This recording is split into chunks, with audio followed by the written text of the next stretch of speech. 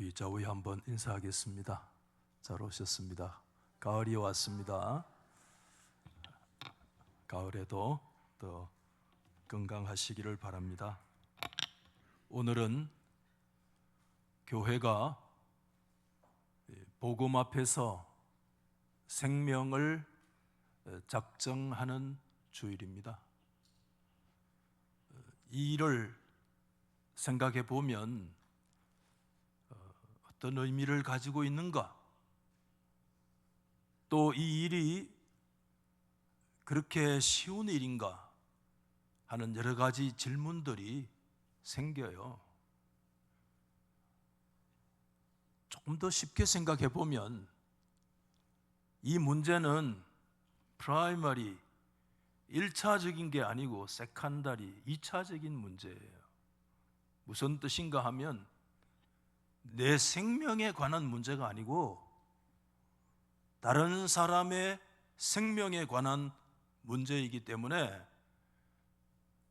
하나님의 뜻을 알기는 하겠지만은 그러나 항상 우리에게 어쩌면 밀려지는 그런 문제일 수도 있다는 것입니다.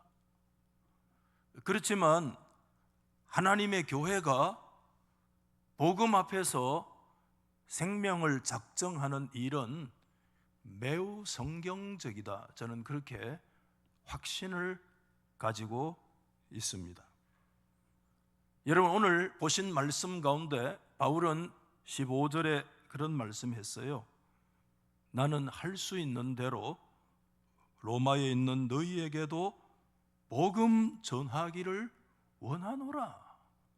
너무나 익숙한 말씀인데 여러분, 우선 여기에서 생각나는 질문 있잖아요. 왜 사도 바울은 이미 여기 너희는 예수 믿는 로마 교회 그리스도인들이거든요. 불신자가 아니란 말입니다. 그들의 대상자는 이미 1차 복음을 받고 교회 공동체를 형성하고 있는 그리스도인들에게 왜 다시 복음을 전해야 된다고 말씀해 주고 있는가? 교회는 왜 다시 복음을 받아야만 하는가? 성도는 왜 다시 복음을 받고 그 복음 앞에 결단해야만 하는가 하는 질문을 먼저 갖게 합니다. 그 이유를 우리는 오늘 본문 안에서 찾으라고 한다면 저는 14절에 있다고 생각하는데 헬라인이나 야만인이나 지혜자나 어리석은 자에게 다 내가 빚진 자라. 이것은 좀 오늘 우리식으로 표현을 하면 복음 앞에서 사도 바울이 생명을 가지고 작정하는 바울의 작정이다. 저는 그렇게 생각이 되어집니다. 여기에 짝이 있잖아요. 헬라인, 야만인, 지혜자, 어리석은 자. 이거를 좀 크로스하면 헬라인은 지혜 있는 자요, 야만인은 어리석은 자라고 말씀을 할 수가 있는데 헬라인들의 입장에서 여러분들 생각해 보면 누가 야만인이냐? 자기들 이외의 사람들은 다 야만인이에요. 이 야만인이라고 하는 헬라 단어가 바르바, 로이 그런 단어를 가지고 있는데 여러분, 이것은 어떤 뜻을 갖고 있는 말이 아니었어요. 헬라인들이 자기 이외의 다른 민족들이 하는 말을 이렇게 들어보면 무슨 말인지 못 알아듣잖아요. 그러니까 바르바 바르바 바르바 그렇게 그냥 귀에 들리는 하나의 의성어예요. 이게 결국 뭐가 됐는가 하면 야만인이라고 하는 하나의 고유 명사가 된 것이죠. 야만인이란 도대체 무슨 말인지를 알아듣지 못하는 뭔가 버블거리는 인간들, 뭐 이런 종류의 사람들을 얘기하잖아요. 그래서 영어에 barbarian, 바르바 그게 하나의 야만인이라고 하는 단어로 굳어지기까지 헬라 사람들은 자기들이 지혜가 있고 자기들은 철학이 있고 원리와 진리가 있는데 그 외에 모든 사람들의 말은 못 알아듣는 거 당연하고 그냥 버블거리는 소리만 듣기는 저 어리석은 야만인들이다, 이렇게 얘기를 했지만 바울의 작정은 다릅니다. 헬라인들, 지혜 있다고 말하는 당신들뿐만 아니라 당신들이 생각할 때 무슨 말인지도 알아들을 수 없고 그냥 중얼중얼 거리는 사람이라고 치부하고 어리석은 인생이라고 얘기하는 야만인들이라고 스스로 생각하고 규정하는 그들조차도 복음의 빚진 자로서 나는 그들이 나의 복음의 대상자요, 나의 복음의 작정자요, 내 가슴 속에 헬라인과 야만인, 지혜자와 어리석은 자, 이거 바울의 표현 방식으로 뭐를 얘기하는가 하면 온 인류 전체를 얘기하는 바울의 독특한 표현 방식이잖아요. 바울의 가슴 속에는 자기만, 자기의 가족들만 있는 것이 아니라 헬라와 야만과 지혜와 어리석음 전체 온 인류가 누구의 가슴 속에 꿈틀거리고 있는가 하면 복음 앞에서 사도 바울의 가슴 안에 온 인류의 생명들이 작정되어 있는 거룩한 열정을 우리는 볼 수 있기 때문에, 그래서 바울은 로마 교회가 다시 복음을 들어야 한다는 이유는 참 이 복음을 듣고 예수를 믿으라는 말씀보다는 한 걸음 더 나아가서 당신들이 다시 복음 앞에 서서 복음의 뿌리를 든든히 내리고 당신들이 믿음의 분명한 확신을 가지고 저 헬라인과 야만인, 저 지혜자와 어리석은 온 인류 세계 모든 사람들에게 거룩한 복음을 전파할 수 있는 일에 거점 교회가 되고 통로가 되고 하나님의 복음과 거룩한 은혜와 축복의 통로가 되어지면 좋겠다. 이전에 지금까지 안디옥 교회가 그 사명을 감당했던 것처럼 지중해 반쪽 저 땅끝까지의 사명은 로마 교회 당신들이 다시 복음에 서서 복음의 믿음의 뿌리를 내리고 그와 같은 사명을 감당했으면 좋겠다 하는 거 바울이 간절히 소망을 하고 보내는 서신이 로마서잖아요. 우리 로마서 그러면 교리서라고 자꾸 생각해요. 엄청난 교리가 담겨 있죠. 그러나 로마서는 교리서신 아니에요. 로마서는 사도 바울의 생명을 작정하고 있는 그들의 심령 속에 불타고 있는 선교의 편지고 선교서신이다 하는 것을 우리가 본질에 있어서 놓쳐서는 안 됩니다. 그런 면에서 여러분, 이 로마서 1장 16장 말씀까지의 긴 내용의 편지를 로마 교회에 복음을 다시 전달하기 위해서 보내는 그 로마서의 주제를 우리가 흔히들 뭐라고 얘기하느냐, 이것은 뭐 이구동성으로 학자들이든 누구든 로마서의 핵심 구절을 얘기하라면 로마서 1장 16절 17절 말씀을 얘기하지 않는 사람이 없습니다. 어떤 분은 여러분 로마서 1장 17절 말씀에 이런 말씀이 있잖아요. 복음에는 하나님의 의가 나타나서 믿음으로 믿음에 이르게 하나니, 기록된 바 오직 의인은 뭐로 산다고요? 믿음으로 산다라는 이 말씀이 이제 우리 개신교회는 상식이 되어져 있는데 어떤 분은 이것을 이렇게 얘기를 했어요. 이 말씀 앞에서 당신은 아주 침착하고 태연하게 앉아 있지만 원래 이 말씀을 들을 때에는 어떻게 이런 말씀이 있을 수 있는가 하면서 여러분 놀라지 마세요. 거의 절도하는 수준으로 반응을 나타내야 된다. 동의됩니까? 너무 생뚱맞은 얘기입니까? 의인이 되어질 수 있는 길은, 다시 말하면 구원을 받을 수 있는 길은, 좀 더 쉽게 얘기해서 우리가 영생으로 천국으로 나아갈 수 있는 길은 우리 인간의 자신의 어떤 행위나 노력 여하가 아니라 오직 믿음으로만 가능하다는 이 말씀은 우리가 이 말씀을 대할 때 어떻게 우리에게 이런 말씀이 주어져 있는가? 거의 졸도하는 수준으로 이 말씀에 대한 반응을 나타내야 된다. 동의되십니까?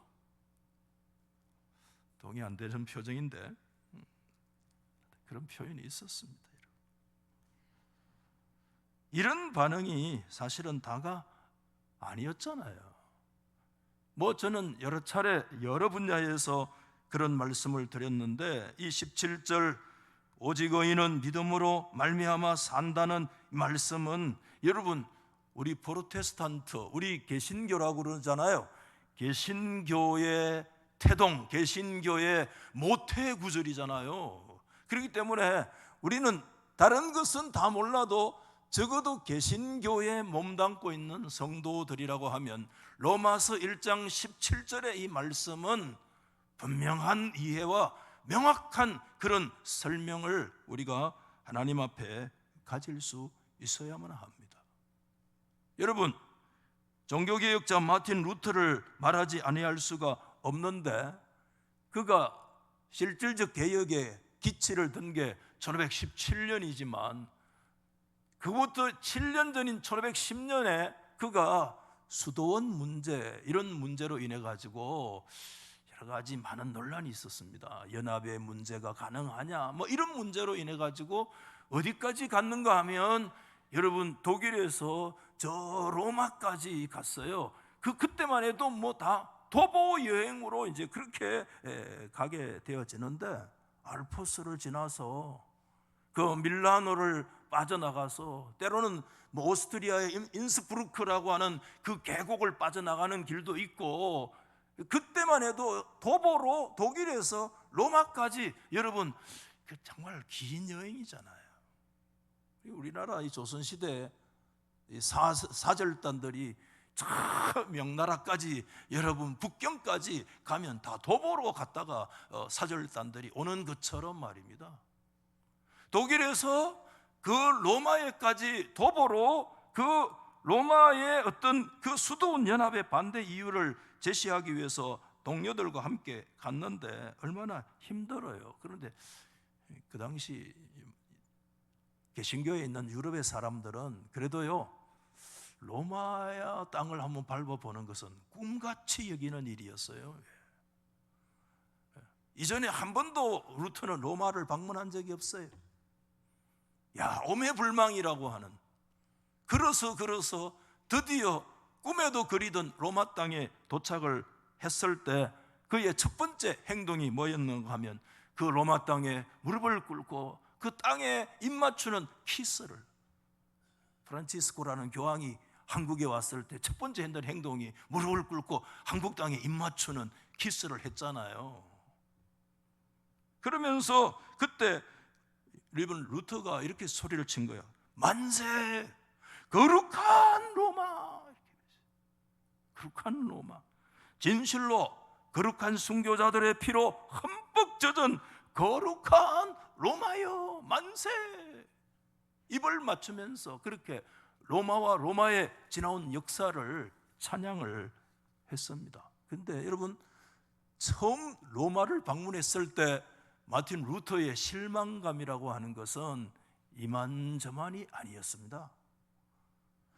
가장 단적으로 실망하는 것이 뭐냐 하면, 로마의 천주교들이 하는 그 의식을 미사라고 그러잖아요. 미사는 예배가 아닙니다, 여러분. 제사입니다, 제사. 달라요, 개념이. 미사를 드릴 때, 로마에서 미사를 드리다니. 우리가 독일에서도 미사를 드리지만 정말 로마 땅에 이 거룩한 순교자의 피가 적셔진 이곳에서의 드리는 미사야말로 정말 감격스러울 거다 하고 미사에 참석했는데, 깜짝 놀랐어요. 사제들이 말입니다,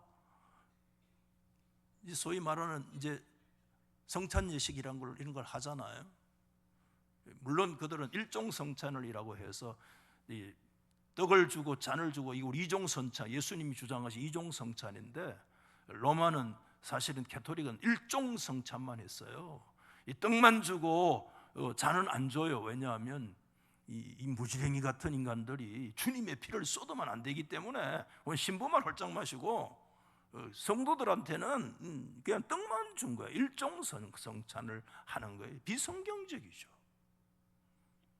그래서 그 성찬에 그들의 사상이 뭔가 화채설이라는 거 있잖아요. 화채설. 딱 떡을 들고 신부가 기도를 하면 어떻게 돼요? 그 순간에 그 모양은 바뀌지 않지만, 형태는 바뀌지 않지만 그 떡의 본질이 뭐로 바뀌는가 하면 주님의 살로 바뀐다는 거잖아요. 모양과 형태는 그대로 있지만, 우유성은 그대로 있지만 본질성이 바뀐다는 거예요. 이게 아리스토텔레스 철학에서 온 건데, 형상과 진료라는 철학에서 온 건데, 그러면서 그 거룩한 자기들이 그렇게 주장했던 화채설, 끝까지 포기하지 않았던, 자기들의 생명과 같이 여겼던 천주교의 교리가 화채설인데, 그 성찬을 하면서 사제가 뭐라고 얘기를 짓거리는가 하면 떡을 들고 이게 무슨 주님의 살이고 떡이지, 이렇게 하는 거야. 포도잔을 들고 이 신부가 하는, 사제가 하는 말이 뭐라고 얘기하는가 하면 이게 뭐 주의 피가 된단 말이고, 저들도 안 믿는 거야 그거를. 이게 포도주지, 이게 뭐 주의 피고, 이게 떡이지, 이게 뭐 주님의 살이 되노, 이렇게 하고 있는 거예요. 그러면서 그 시시덕거리고 기끄덕거리면서 그 예식하는 모습을 봤을 때, 그때 여러분 루트에 느끼는 그 실망감이라고 하는 것은 이만저만이 아니었겠죠. 여러분들 큰 충격을 받았어요. 그럼에도 여러분 그 유명한 로마에 있는 빌라도 계단이라, 여러분 산타 스카라라고 하는 그 계단을 여러분 막 기어 올라갔습니다. 왜? 거기는 하나의 전통과 속설이 있는데, 그들이 믿는 연옥 사상에서 누군가 한 사람이 그 산타 스카라의 그 길을 걸어 올라가면 저 연옥 중간 지점인데, 천국과 지옥의 중간 단계가, 우리는 안 믿지만 연옥에 있는 하나의 조상들이 그 공로를 통해 가지고 천국으로 갈 수 있다고 하는 그런 나름대로의 전통을 가지고 있었단 말이에요. 루터가 누구 생각했는가 하면 자기 할아버지가 아무래도 연옥에 있을 것 같은 거야. 그래서 내가 할아버지를 위해서 그 산타 스카라의 계단의 그 전통을 따라서 기어 올라가고 또 올라갔는데, 그때 어떤 생각이 드는가 하면 그 계단 끝에서 드는 생각이, 이게 진짜겠나, 이런 생각이 든 거예요. 이 사실은 이제 이게 깨달음이 오는 거예요. 이게 사실인가? 그 계단 끝에 도착을 해서도 이런 형태의 기도가 과연 효과가 있는가? 도대체 무슨 효과를 나타낼 수 있겠단 말인가 하는 이런 의구심이 오히려 로마에 들어가서 자신의 종교에 대한 확신을 가지고 은혜를 받고 온 것이 아니고, 뭐를 가지고 오는가 하면 큰 의구심을 안고 돌아오게 되어지는 굉장히 부정적인 그런 형태의 영향을 받은 여행이 되고 말았잖아요. 루터는 여러분 아시다시피 수도사였고, 여러분 나 박사, 루터는 계속 그렇게 얘기했거든요. 루터는 성경 박사였습니다. 그래서 그는 시편을 강해하고 히브리서를 강해하고 나중에 로마서를 강해하고 차례대로 쭉 강해를 하면서 많은 의문을 가지게 되었습니다. 그들이 가지고 있는 그 도그마가 그들에게 만족을 주지 못했습니다. 기쁨이 없었습니다. 우리가 너무 상식적으로 잘 아는 말씀처럼 루터가 진짜 복음을 발견한 지점이야말로 오늘 우리가 읽은 로마서 1장 17절의 말씀인 거 우리가 기억하잖아요. 이 말씀에 보면 특별히 복음에는 하나님의 의가 나타나서, 이런 말씀이 있어요. 이 말씀이 루터의 가슴에 있는 큰 하나의 숙제였습니다. 하나님의 의. 여러분 저를 한번 보십시오. 오늘 저와 여러분들 가운데 하나님의 의, righteousness, 하나님의 의 앞에 나 당당하게 설 수 있는 사람 있으면 한번 아멘 해보세요. 한 사람도 없네. 예수 헛믿었나? 이게 루터의 심령이야. 하나님의 의에 적중해 줘야 되는데, 여러분, 하나님의 의 앞에 내가 어느 날 서도 하나님의 의 앞에서는 부족한 걸 느끼는 거야. 기쁨이 없는 거예요. 두려운 거예요. 루터를 관통하고 있는 문제가 무슨 문제인가 하면, 하나님의 의 앞에서 내가 설 수 있어야 구원을 받는 건데, 성경 박사라고 해도 수도사라고 해도 어느 날 어떤 성경을 봐도, 로마서 성경을 들여다볼 때마다 하나님의 의라는 단어 앞에 설 때마다 무슨 생각이 드는가 하면, 이거 하나님 앞에 고개 빳빳 쳐들고 하나님의 의 앞에 이 정도만 하면 됩니다, 그렇게 얘기할 수 있는 자신이 전혀 서지 않는, 여기에 기쁨이 없는 거예요. 확신이 없는 거예요. 오늘날로 얘기하면. 우리 개신교인들은 이 말씀 앞에 다시 깊이 주목해야 됩니다. 우리는 수차례 반복해서라도 주목해야만 합니다. 하나님의 의에 대한 문제, 이건 이제 두 가지 측면이 있는데, 액티브와 패시브가 있어요. 능동적인 의, 그 다음에 패시브, 수동적인 의의 이 개념을 어떻게, 하나님의 의를 어떻게 이해하느냐, 해석의 여하에 따라서 완전히 달라진다는 거예요. 진짜 이제 우리가 기독교인으로의 나타날 것인가, 아니면 여전히 하나의 종교인으로 그냥 여전히 그 자리에 앉아 있을 것인가의 문제가 오늘 이 17절에 말하는 하나님의 의라는 이 단어 안에서 판가름이 난다는 거예요. 여기서 여러분, 능동적인 의다, 액티브다, 패시브, 수동적인 의다라고 하는, 패시브 하는 거 아시죠, 여러분? 레슬링 할 때 패시브 주잖아요. 그러면 그 사람이 엎드려야 돼요. 그 땅에 엎드리고, 액티브한 사람이 위에서 올라타가지고 막 그냥, 패시브, 이거 하나 이제 배터리를 주는 게 패시브 아니에요? 배터리 알죠? 우리는 액티브냐 패시브냐, 어떤 것 같아요, 여러분?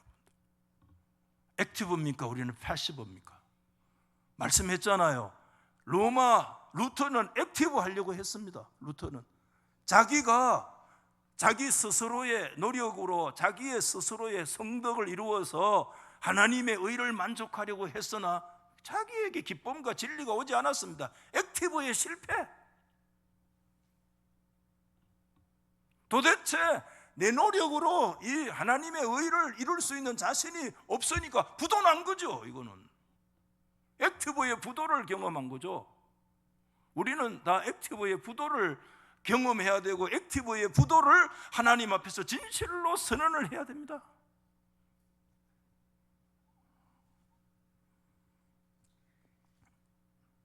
그때 뭐가 깨달음이 왔느냐 하면 패시브의 깨달음이 온 거예요.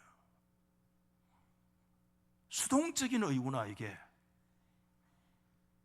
이 의는 내 힘으로 이룰 수 있는 의가 아니구나, 능동적인 의가 아니구나, 이것은 패시브의 의구나. 오직 예수 그리스도를 믿는 믿음 가운데, 오늘 우리 가운데 하늘로부터 그냥 나에게 패시브로 덧입혀지는 전적인 하나님만이 주시는 수동적인 의구나 하는 사실을 깨달으면서 깜짝 놀란 거야, 여러분. 여기에서 액티브와 패시브로 넘어오는 이 길이 너무 어려운 길이야, 이게.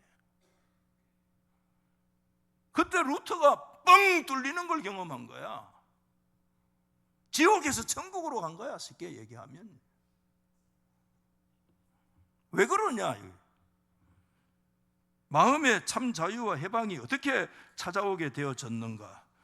여러분, 긴 문장이지만 루터가 이렇게 얘기를 했어요. 야, 너무 길잖아요. 위에 있는 문장 갖고 한 달락만 같이 한번 읽어보십니까? 시작. 하나님의 의란 복음에 나타나 있는데, 그것은 자비로운 하나님이 성경에 기록된 대로 믿음으로 의로워진 자는 산다는 믿음에 의해서 우리를 뭐죠? 의롭게 하시는 뭐지? 패시브 라이처스니스라는 사실을 터득했다. 그 순간 나는 어떻게? 완전히 본 어게인 해서 활짝 열려진 낙원 그 자체에 들어간 것처럼 느껴졌다. 이 문장 여러 차례 말씀드렸어요, 제가.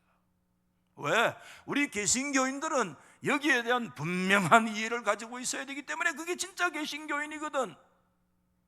그 교회 성덕을 이루려고 다니는 천주교인 말고. 그 다음에 문장 많은데 끝에 문장 한번 보여줘 봐요. 그 다음 페이지. 그래서 이렇게 얘기한 거야. 하나님의 의, 밑에 네 번째 보면 이렇게 있잖아. 하나님의 구원. 전에는 세 번째부터 시작. 전에는 하나님의 의라는 단어를 뭐 했어요? 정오했지만 이제는 뭐라고요? 이루 말할 수 없는 소중하고도 뭐지? 사랑스러운 말씀이 되었다. 끝에 시작. 이 구절이 내게는 진실로 어디로? 낙원에 들어가는 바로 그 문 자체였다. 할렐루야. 야, 전에는 하나님의 의라는 단어 앞에 설 때마다 두렵고 떨리고 벌벌 떨었고 자신이 없고 꼬꾸라질 수밖에 없는데, 이 말씀을 새로 깨닫고 났을 때 그 하나님의 의라고 하는 것이 액티브, 내가 뭘 이룰 수 있는 게 아니라 그리스도 안에서 믿음으로 하나님께 내게 덧입혀 주시는 그러한 사실을, 이 단순한 복음의 단순성 앞에 그는 천국으로 들어가는 믿음의 확신을 가지게 되었다.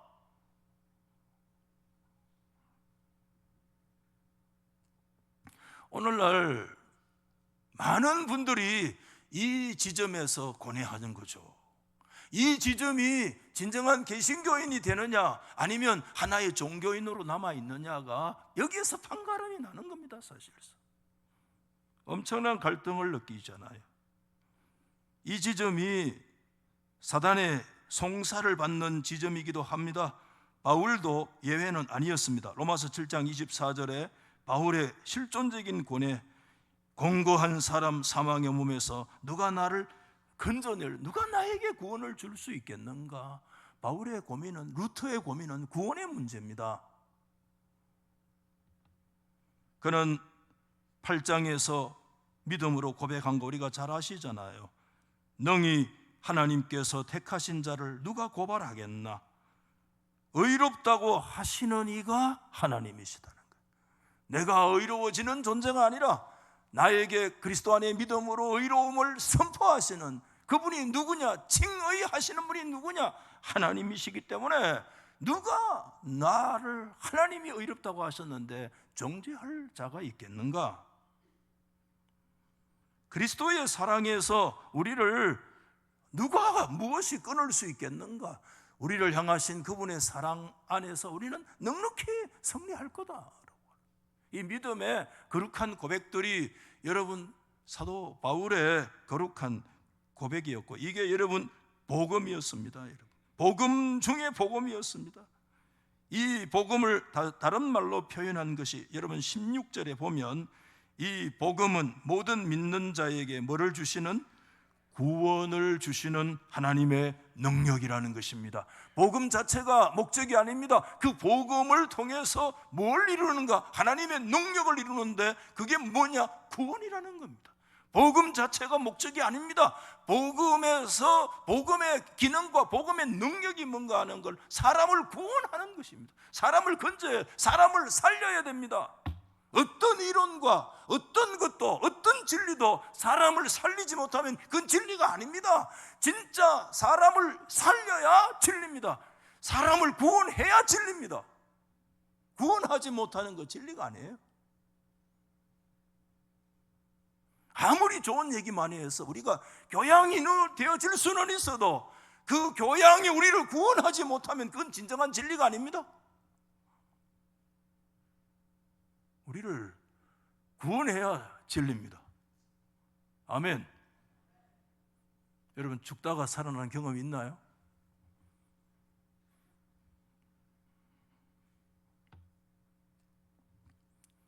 여러 해 전에 중국 운남성에는 자주 갔어요. 요새 뭐 갈 수는 있는데 선교사들이 다 쫓겨나가지고 조금 이제 선교사들이 풀리면 다시 그 우리 교회당 많이 지어놨는데 그 교회를 한번 언젠가는 돌아봐야 되는데 늘 가슴 아프고 마음속으로 기도하지 않을 수가 없어요. 그 다녔던 교회들이 자꾸 꿈처럼 떠올라요. 운남성에도 많이 갔어요. 음남성에 가면 그 딸이 대리라고 하는, 올라가면 리장이라고 하는 유명한 고성이 있어요. 고대 도시 리장. 리장 뒤에가 무슨 산이냐 하면 뒷산이 바로 옥룡설산입니다. 한 도시의 뒷산인데, 우리 뒷산은 앞산이 저 뒷산이잖아요. 자기 앞산이라고 했잖아요. 우린 뒷산인데 저 정도 산이 아니야. 그 리장 뒷산의 옥룡설산은 바로 도시 뒤에 산이 해발 4,500m야. 좀 놀래면 좋겠네. 하도 텔레비 많이 봐가지고 뭐 4,500m면 발가락에 떼처럼 여기는데, 아이고 뭐 4,500m쯤 올라가가지고 뭐 어떻겠나. 여러분, 시시하는 사람이 쓰러져요. 3분의 1은 쓰러져요. 그거 아마 4,000m 올라가면 벌써 쓰러져요. 그 정도로. 그래서 밑에서 뭐 전부 다 임시로 방편으로, 여러분 스프레이 하는 거 있잖아요. 스프레이 형태의 산소통이 있어요. 산소통이 입에다 대고 이래 막 뿜어줘야 돼. 그걸 막 사서 올라가는 거야. 저는요 이런 생각했어요. 이거 아직 그 4,500에 가가지고 뭐 산소통 매만 어떨게. 그래도 우리 장로님들은 몇 개씩 사가고 그랬어요. 저희 집에도 하나인가 사서 올라갔는데요. 올라가자마자 그 막 쫙 올라가자마자 막 자칫하면 심장마비 걸려. 숨이 확 차는데 막. 저는 좀 견뎠습니다. 그래도 빡시죠. 근데 옆에 있는 인간은 누구라고 말은 안 하겠는데 얼굴이 헬가해가 막 넘어가려고 하는데, 자기 거 다 쓰고도 안 되는 거야. 지가 죽을 판이니까 어쩝니까? 옆에 있는 장로님 그 막 거의 빼떨새 해가지고 막 지 입에다 갖다 대더라고. 나 누구라고는 말은 안 해요. 그래가지고 2통이나 빼떨어가지고 막 입에 대가 하더니 막 살아나더라고. 그래 내려와서 뭐라 하는가 하면 생명이 은인이다 이 하는 거야. 아이고, 생명의 은인 다 죽었나? 그 정도 가지고도 생명이 은인이라 하는데, 여러분 배가 바다에서 구멍이 뚫려가지고 여러분 다 수장 직전인데 그때 뭐가 날라옵니까? 헬리콥터가 다다다다다다 날라가지고 다 건져주면, 야 진짜 그거 구원이잖아요. 그렇죠? 죽을 병에 걸렸는데 어떤 의사를 만나서 그곳에서 내가 건짐을 받으면 진짜 그거 구원이잖아요. 구원은 그런 거예요 사실은. 그런데 여러분, 우리 복음이 사람을 구원한다는 것은요 그런 차원 수준이 아닙니다. 하나님의 구원은 뭐 산소통 몇 개 가지고 뭐 은인이니 뭐 이발 그거 아니야. 하나님이 주시는 구원은, 믿음 안에서 받는 구원은 훨씬 더 근원적이고요 본질적인 것입니다. 여러분 우리가 이 세상에서 원하는 구원은 지상에서 생명을 연장시키는 거, 다 우리가 죽기를 아이고 막 죽었으면 좋겠다. 저도 그럴 때가 있어요. 이 나이가 되니까 미안합니다 어르신들. 죽어도 좋겠다 싶을 때도 있어요. 그래도 막상 죽으라 하면 안 돼요. 좀 더 오래 살아야 돼요. 생명을 연장시키고 매우 중요한 일이에요. 그러나 여러분, 그보다 더 소중한 것은요 영원한 생명인 줄로 믿습니다. 바울은 외쳤습니다. 로마서 고린도후서 4장에서 유명한 구절입니다. 내가 주목하는 것은 보이는 게 아니다. 보이지 않는 것이다. 보이는 것은 잠깐이고 보이지 않는 것은 영원하다. 여러분, 저와 여러분의 생명은 뭐니 해도 우리 교회 100살 넘어가신 분도 계세요. 지금 4세인가 뭐. 그래도 여러분 100살 안쪽에 끝이 납니다. 대체로 끝납니다. 난 100살 넘어갈 낀데 그런 분 있으면 죄송합니다. 꼭 그분만 100살 넘게 사시길 바랍니다. 순식간에 지나가요. 제가 역사책을 자주 보잖아요. 제가 우리 노회의 40년사를 출판했고 50년사에 제가 집필자예요. 노회록을 쭉 읽어보면 막 사람 이름이 막 수업이 전부 사람 이름이라, 사람 이름이 막 나오는 거야. 그런데 짱짱한 사람이 막 나와요. 막 아무개 계속 나오는데 한 20장, 30장 넘어가면 이름이 없어. 아, 인간 별거 아니구나. 노회록에도 한 50장 안에 끝이 나더라고. 참 겸손하게 되더라고요. 시편 성경에 우리 인생의 생명이 손바닥만한 넓이라는 말씀은 정확한 진리예요. 보이는 것은 잠깐이고 보이지 않는 영원한 생명에 대해서 우리가 더 깊은 관심을 가져야 할 줄로 믿습니다. 왜 복음이 능력입니까? 한마디로 인간의 운명을 바꾸어 놓기 때문에 그렇습니다. 저주에서 하나님의 축복으로, 영원한 지옥에서 생명으로, 사망에서 생명으로 바꾸어 놓을 수 있는 유일한 것이 구원인데, 그 구원은 무엇으로만 가능한가 하면 복음으로만 가능해요. 아멘. 오늘날 참 안타까운 것이 이 일입니다. 엄청난 복음의 능력을 잘 알지 못하고 우리가 해야 할 일이 무엇인가? 여러분 14절 15절에 다시 우리는 고백하지 않을 수가 없습니다. 이게 사도 바울의 작정입니다. 헬라인이나 야만인이나 지혜 있는 자나 어리석은 자에게 다 내가 빚진 자인데, 복음의 빚진 자인데 할 수 있는 대로 로마에 있는 너희에게도 복음 전하기 원하노라. 로마에 있는 교회 너희들에게 복음 전해서 너희들 구원받는 이 문제가 아니라 로마서의 궁극적인 목적은 다시 로마 교회가 복음으로 투철하고 복음의 뿌리를 내리고 복음에 합당한 교회가 되어 저 헬라인과 야만이 전 세계에 흩어져 있는 복음의 대상되는 그들에게 안디옥 교회와 같이 또 하나의 세계적인 선교의 사명과 구원 사명을 감당하는 그 교회가 되어지기를 원하여서 보낸 서신이 로마서라는 거야. 이게 바울의 작정이고, 그 바울의 작정에는 뭐가 포함되어 있는가 하면 로마 교회에 하나님의 거룩한 사명이 함께 가 있는 거예요. 교회는 이 작정을 갖지 않으면 진정한 교회가 아닙니다.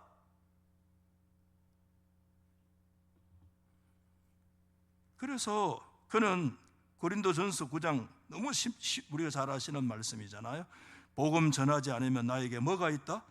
화가 있다. 이렇게 말씀을 했습니다. 여러분, 바울은 내가 복음을 부끄러워하지 않는다 16절에 고백을 하면서, 이것은요 옛날 로마 사람들은요 굉장히 복잡한 거, 그래야 뭐 진리가 있고 그렇게 생각했어요.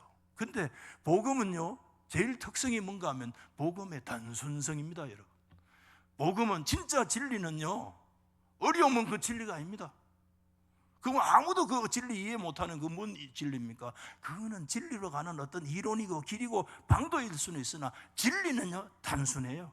진리의 제일 특성은요, 복음의 제일 특성은 단순해요. 들으면 알아요. 그냥 그래야 우리가 그 진리죠. 아멘입니까? 복음은 단순합니다. 여러분, 그래서 로마 사람들은 무슨 깊은 철학 이론이나 뭐 어디 소크라테스 이후에 뭐 어떤 그런 어떤 논리나 이런 걸 가지고 와야 뭐 대단한 것처럼. 그런데 복음은 전혀 그렇지 않아요. 아주 단순한 메시지라. 십자가에 못 박혔다가 다시 부활하신 그분이 인류의 구원자다. 복음의 도그마, 복음의 핵심 캐리그마가 요 한 줄로 끝나는 거예요. 그러니까 로마 사람들이 아이고 뭐 이익하는 거예요. 근데 바울은 그렇지 않다는 겁니다. 그건 몰라서 하는 소리라는 겁니다. 복음은 오히려 단순하다. 그렇기 때문에 복음은 로마 사람들처럼 그렇게 부끄러워할 문제가 아니다. 그래서 여러분, 복음은 단순하고 복음은 십자가와 부활이 복음인 줄로 믿습니다. 오늘 찬양대도 그렇게 찬양하시는 것 같아요. 십자가와 부활을 찬양. 우리 찬양대에 자꾸 그런 찬양해야 돼요. 찬양의 본질은 하나님의 영광을 돌리는데 포커스를 맞춰야 돼요. 자꾸 하나님의 영광, 삼위 하나님의 영광, 잘 믿어라 잘 믿어라, 이게 찬양이 아니고 그거는 막 컨템포러리에 맡기고, 찬양대의 찬양은 하나님의 영광, 포커스를 쫙 거기 맞춰야 돼. 그 십자가와 부활 너무 단순하면, 그래서 로마 사람들은 비웃고 오히려 못 믿는 거예요. 여러분, 바울은 고린도전서 1장에서 그렇게 말씀했잖아요. 유대인들은 표적 구하고 헬라인들은 지혜를 찾지만 그런 거 필요 없다는 겁니다. 십자가가 진리라는 겁니다. 아멘. 십자가가 진리다. 우리 한번 따라합시다. 십자가와 부활만이 구원의 유일한 진리다. 아멘. 십자가와 부활만이, 예수 그리스도만이 구원의 유일한 진리인 것입니다. 단순합니다. 삼척 동자도 얘기할 수 있고 삼척 동자도 알아차릴 수 있고. 아멘. 그래서 십자가의 도가 고린도전서 1장에서 미련하게 보이지만 아니야, 그것은 하나님의 능력이라는 거예요. 거룩한 고백을 했습니다. 여러분, 로마 교회는 말씀을 마치면서 다시 복음을 들어야만 했습니다. 왜? 까먹었기 때문에 아니에요. 왜 로마 교회가 다시 복음 앞에 서야만 하는가? 목사가 왜 다시 복음 앞에 서야 하는가? 여러분, 저와 여러분이 수십 년 동안 예수를 믿고 그럼에도 불구하고 우리가 다시 복음을 들어야 될 이유가 뭔가? 다시 복음 앞에 서야 될 이유가 뭔가? 우리가 복음에 더 깊은 뿌리를 내려야 되는 의미도 있고, 그것이 목적이 다가 아니에요. 거기서 한 걸음 더 나아가서 선교적인 거룩한 통로와 사명을 감당하기 위해서 로마 교회는 다시 복음을 들어야만 했습니다. 그래야만 교회다운 교회, 주님의 마음을 품은 교회가 될 수가 있기 때문에 바울은 로마 교회에 편지한 것입니다. 사도 바울의 서신 12가지, 13가지 중에 예수 안 믿는 사람에게 보낸 서신이 있나요? 하나도 없어요. 전부 다 교회와 예수 믿는 성도들에게 서신을 보냈습니다. 교회가 교회다워져서 그리스도의 사명과 이것을 감당하라는 것입니다. 이게 중요하다는 것입니다.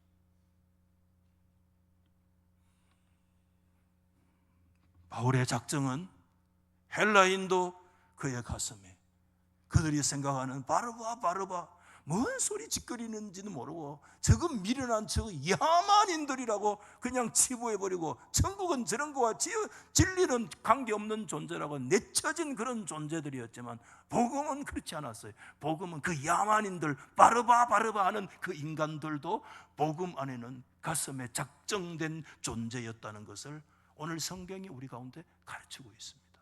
교회는 거룩한 복음 앞에서의 생명을 작정하는 공동체요, 성도는 그들의 가슴 속에 복음의 빚진 자로서 복음의 작정된 영혼을 끌어안고 있는 자라는 것을 우리가 어느 한순간에도 놓치면 안 됩니다. 교회다운 교회, 성도다운 성도에 되는 길은 복음 앞에서 헬라인과 야만인을 가슴에 끌어안고 내가 복음의 빚진 자지, 이 거룩한 사명을 감당하는, 이것이 여러분 교회의 사명인 줄로 믿으시면 아멘. 그래서 바울은 15절 끝에 이렇게 얘기했습니다. 복음 전하기를 원하노라. 할렐루야. 복음 전하기를 원하노라. 이 거룩한 사명이 저와 여러분의 사명 되어지기를 예수님의 이름으로 축원합니다.